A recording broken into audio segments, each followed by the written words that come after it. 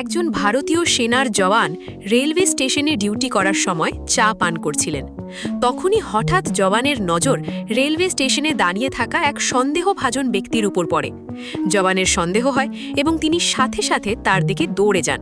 ঠিক সেই সময় ওই সন্দেহভাজন ব্যক্তি একটি ট্রেনের ভেতরে ঢুকে পড়ে। জওয়ানও দ্রুত ট্রেনের ভেতরে ঢোকেন, কিন্তু সেখানে তিনি সেই ব্যক্তিকে কোথাও দেখতে পান না। তারপর জওয়ান একে একে ট্রেনের সব যাত্রীদের ব্যাগ চেক করতে শুরু করেন।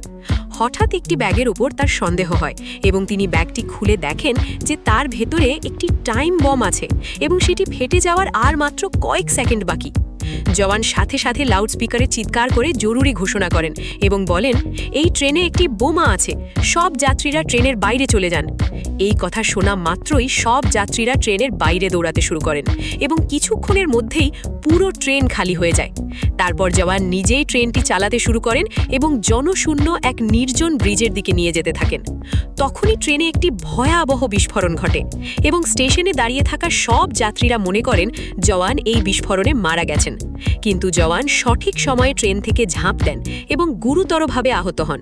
তবুও আপনারা এই জওয়ানের জন্য একটি লাইক বা সাবস্ক্রাইব করেননি।